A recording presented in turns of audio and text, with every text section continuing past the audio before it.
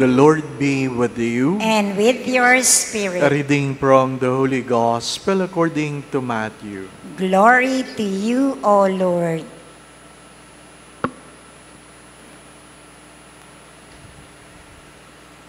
When Jesus saw a crowd around him, he gave orders to cross to the other shore.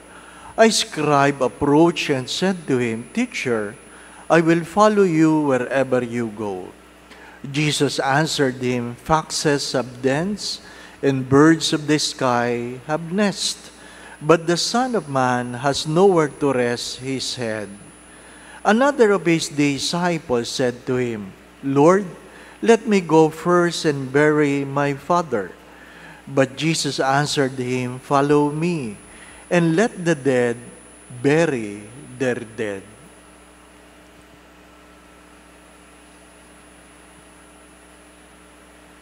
The Gospel of the Lord. Praise to you, Lord Jesus Christ.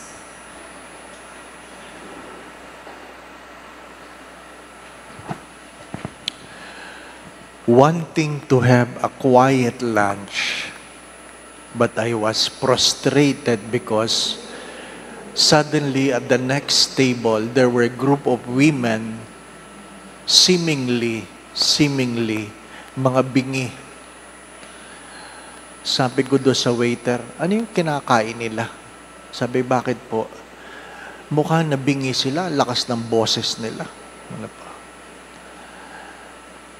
But overhearing them, one of the women asked the question, "Anong tawag mo sa babae na pinakasalan ang isang lalaki na walang-wala?" Yung isang babae ang sagot, "Tanga." Sabi, "Tanga." Then, tawanan sila. Of course, hindi ka nagpapahalatang nakikinig ka sa kanila kasi halatang chismoso ka, hindi pa ba? But I was intrigued. Bakit yun ang kanilang kwentuhan? Then the other women said, "Oo nga, tamo yung asawa ko. Walang maibigay. Baldado, inaalagaan mo pa, ni wala man lang makuhang pensyon, wala man lang makuhang tulong mula sa mga kapatid, kamag-anak, sa dating pinagtatrabahuan." Sa sabi, ang kwentuhan nila ay tungkol sa mga mister na may sakit at wala ng pakinabang.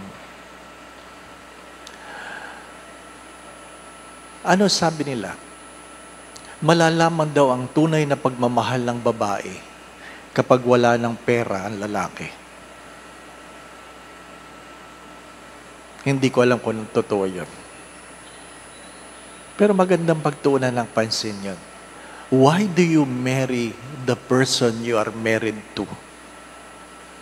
Or perhaps you ask the question, what do you see in a person you are marrying to? The gospel invites us that love is not about what we can get. Love is never about what we can get. It's about what we can give. What will happen if the person you married to, the person you love to, will become dependent on you? "Lord, I want to follow you." For what reason? Because you have seen that I have fed people who are hungry, perhaps raised the dead. You have seen miracles. What is the reason? Few days ago, I have said this.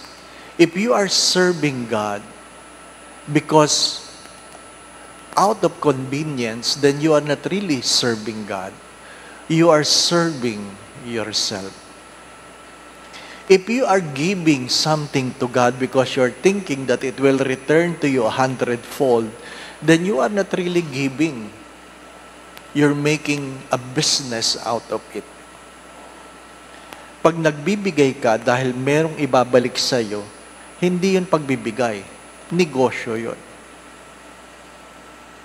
That's why we define generosity is not about how much we have given, but how little we have kept for ourselves. What is the first reading trying to tell us? If God loves us for the things we can do for God, then God will really destroy us. A people who easily forgets the things that God has done to them. Not only forgetting, but even commit sin and do the things against the will of God.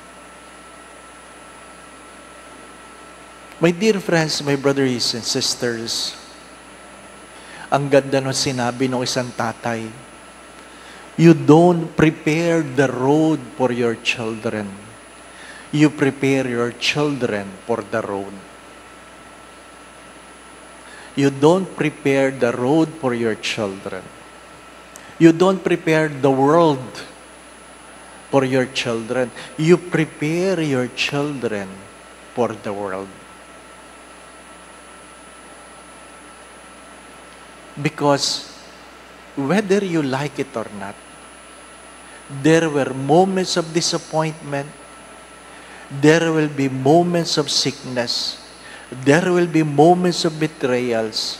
There will be moments of frustration. Name it. We are in a world that is imperfect. In spite of the purity of intentions, we will never be compensated according to what we are capable of giving. Kaya yung mga gusto mag-asawa, yung may asawa, wala na akong magagawa. Di ba ba? No? Yung gusto mag-asawa, itanong ninyo. Itanong ninyo. I remember a lady whose husband was returned to her. Returned. Bakit returned? Yung kanyang asawa, yung kanyang mister ng babae. Ng babae. Isinoli sa kanya dahil baldado na. Akala ko pansini lang yun eh. Ano po? Isinoli dahil baldado na. At umiiyak siya, sabi niya, anong gagawin ko, Father? Ay, hindi ko rin naman alam kung anong gagawin. Hindi po ba, no? Mahirap naman magpayo ako, hindi naman ako makakasama niyan, hindi po ba, no? Sabi ko, hindi ko po alam. Asawa niyo yan eh. Sabi niya, inaamin ko, Father, there are times gusto ko siyang itulak sa hagdanan. Ano? Naintindihan mo. Naintindihan mo. Bakit? You are still grappling with the pains of betrayal, then suddenly it returns to you, asking for love. My dear friends, my brothers and sisters, maybe not only for children, but for ourselves. Let us not try to change the world for us. Let us try to change ourselves for the world. Let us not prepare the world for us, but let us prepare ourselves for the world. If we really want to follow Christ, let us follow Christ in the way Christ loves us. As I've said many times, love is to order ourselves for the good of the other. Love is to order ourselves for the good of the other. Yung nagsasabing, Father, mag-asawa ka muna para maintindihan mong buhay mag-asawa. Ang sagot ko doon ay magpare ka muna para maintindihan mong buhay ng pare. Sapagkat isa lang ang pinag-uusapan natin, bukasyon. Amen. Again, my brothers and sisters, if you are loving somebody based on what you can get, maybe you are not really in love. Second, if you have not suffered, maybe you have not loved at all.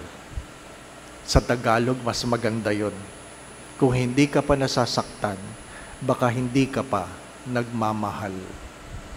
And third, if you pray because of what you can get, not what you are grateful for, maybe you are not yet praying at all. The Lord be with you. And with your spirit. And may Almighty God bless you and your family, the Father, the Son, and the Holy Spirit. Amen. We go in peace to love and serve the Lord. Thanks be to God.